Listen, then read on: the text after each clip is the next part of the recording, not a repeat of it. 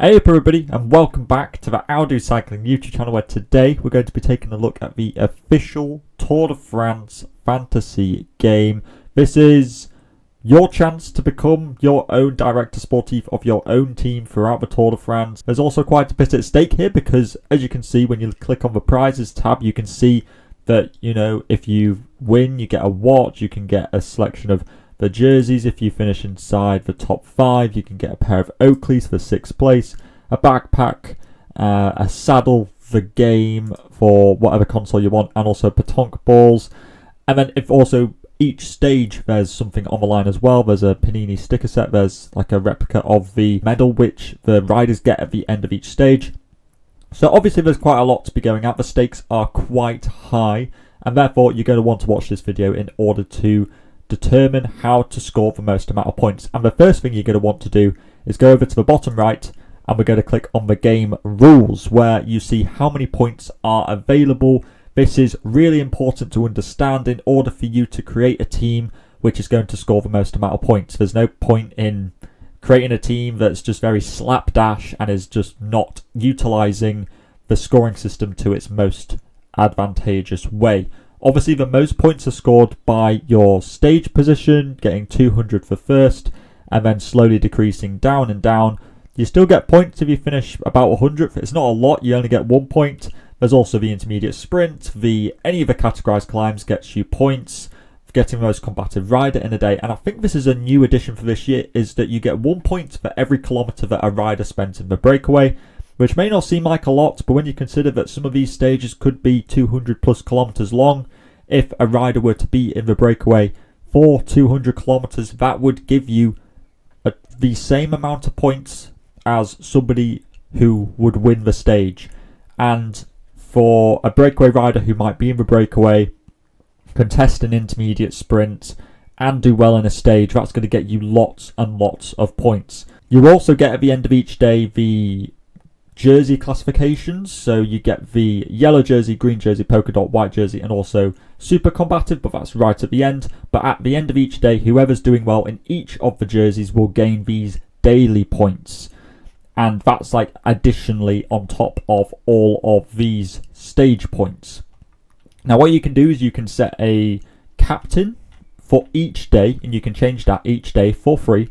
And all these points here on screen at the moment, the stage points, will be doubled. So in theory, if you got somebody who was in the breakaway, who won the stage, you could be looking towards 500-ish points, which is a heck of a lot of points to be taking in, and will surely lead you to a lot of success. You can change the riders in your team. That costs you 50 credits to do that. And as you can see at the moment up here, just it's in small writing, but I have 400 at the moment. You can gain these. There have been some quizzes prior to the tour and prior to this video, which unfortunately you will likely have missed out on if you're watching this now, but that gave you opportunities to get you some points. There is going to be one more quiz before the tour on the Friday, I believe, before it starts. That gives you another opportunity to gain either like 100 or maybe even 200 credits, so that will be anywhere from 2 to 4 credits.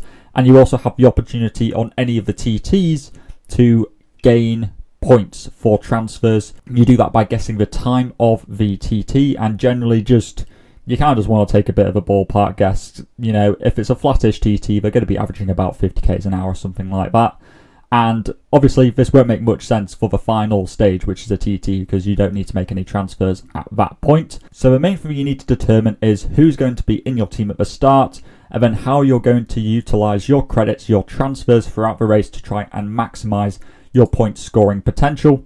So I guess that takes us quite nicely onto the riders. Obviously, the most expensive riders are the ones who are expected to score you the most points. Obviously, each rider isn't suited towards every stage. For example, having a really fast sprinter in here like Jasper Philipsen or Mads Pedersen, for example, won't be very good on a mountaintop finish, or maybe even in stage 1, for example, because they're just not going to be able to make it over the climbs. So to begin with, you can see all of the stage profiles over here. As you can see, the first 2 days are quite lumpy and are therefore likely to be for some of the GC contenders. So My thinking is that I'm not going to have any sprinters in at the start, but probably when I get to stage 3, where it's a little bit flatter, I will probably put one sprinter in at that point. And then after stage 4, which is hilly again, I will then add another sprinter in at that point, because the sprinters will be able to quite easily get some points, especially if you set them as a captain for that day. What you want to be doing to start with is probably not picking any sprinters for the first 2 days, because you're going to be wasting stars. Even though in the long run, it might seem like a good strategy to have a sprinter in the whole time, I think you should hold off until stage 3, and then you could keep a sprinter in throughout the whole race. I think there are only really 2 riders which I would consider keeping in my team for the whole time, and that would probably be Pogačar and, maybe somebody like Pidcock, or a cheaper rider like Van Hills, who is going to get in the breakaways. And I would probably keep Philipsen or another high-profile sprinter in my team from stage 3 onwards, because that's going to mean that they sit in your team the whole time, and you don't need to worry about transferring them out. You get to stage 19, and it's a really hilly stage in 19, it's a really hilly stage in stage 20, and it's a TT in stage 21. You want to be taking the sprinters out of your team completely at that point, because there's no point in having a sprinter in your team wasting credits, wasting your ability to get points throughout those final 3 days. And also keeping those riders in your team isn't particularly advantageous, because all of these daily points that I was mentioning earlier for the classifications at the end of each day only get multiplied by 3 as like a little bonus at the end of the tour. So say the person who's winning the race at the end will only gain you another 150. So it's not a massive bonus that you get at the end if you were to have the winner of a race in your team. So you may as well really kind of leave it all out on the road. Ideally, the best teams will manage to swap in riders who go into the breakaways on a lot of those stages which are designated as breakaway days. Those ones are really stages 8, stage 9, stage 11, possibly stage 12. You might get either one of stage 14 or stage 15 will be a breakaway day. Stage 17 will definitely be a breakaway day. Stage 18 looks like it'll be a breakaway day. And then either one of stage 19 or 20 will be a breakaway day as well. So it's those sorts of days where if you manage to get that rider who's in the breakaway, who gets you that 1 point per kilometre, and then they do really well and you set them as a captain, you're absolutely laughing. By the way, to set your captain, you see this button down here, you click on the plus sign, and you click on whichever rider you want to be your captain. For the first day, I'd probably say that Tadej Pogačar is a safe one to be going with. Taking a look at the rider prices, obviously there's so many to be going at. The rules dictate that when it comes to the rider selection, you can only have 5 all-rounders, 3 climbers, 3 sprinters and 3 leaders in your squad at any one time. So obviously at the moment I'm not maximising all that, and honestly it's not too hard to keep within the limits of that. Some of the big favourites who are going to be scoring a lot of points are obviously Pogačar, Philipsen, Jonas Vingegaard possibly, but he is coming back from injury, so I'd probably wait at least a week before really going in on Jonas as a person who's going to be scoring lots of points.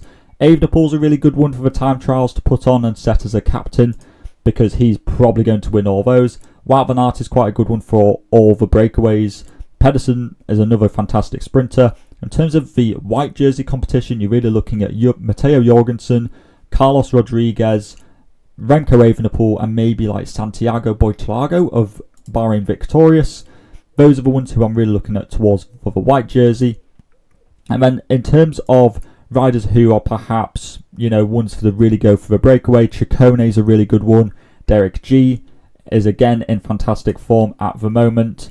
Lazcano, Stephen Williams. Basically, a lot of the all-rounders seem a very good option for breakaways. But in terms of riders who are good value for money picks, and I'd consider that to be anybody who's 12 credits and under, Oscar Onley, Kevin Vauquelin, De Plus, Chris Harper for getting in breakaways are good options.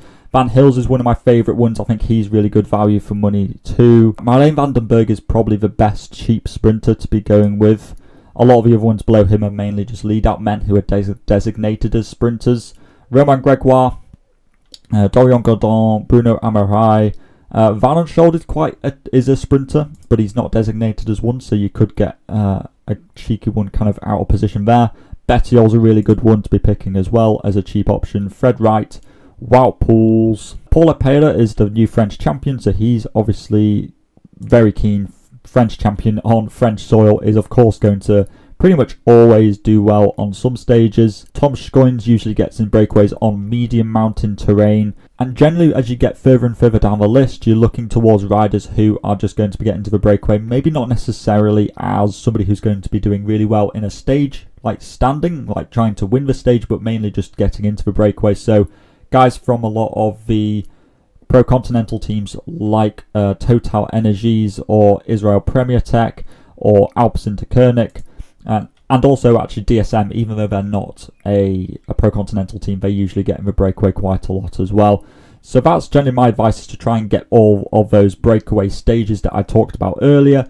Try and get some riders in there who are going to be winning from the breakaway, and that will largely be the key to success, as well as alternating this stage bonus winner for each day. Make sure that you log in every day and you're checking on your team and you're making sure that it's up to date and you don't slack, because the person who is the most vigilant and makes the best decisions is going to be the one who is going to win that TISO watch at the end of it. So let me know any queries, any questions that you have. And also, if all of this just sounds too much and you'd really just like a simple fire and forget, cycling fantasy game where you could just pick a team of riders and they go and score points and you don't need to worry about making any transfers, but I would strongly recommend that you come over to Velo Games. They have a Velo Game 2024 competition, and this allows you to select riders of, your Pogacars, Roglic's and all the other guys. Apart from, you just pick a team of 9 riders and you forget about it. If a rider DNFs, then they just DNF. They can't get you any more points. But I realised that some people prefer the kind of set your team and just forget about it and maybe look at it sporadically. So if that's more your style, come and check out Velo Games. But best of luck to everyone. I hope that you all do really well in this competition and maybe one of us can win that TISO watch. But at the end of the day, thank you very much for watching, and I will see you in the next video. Salut.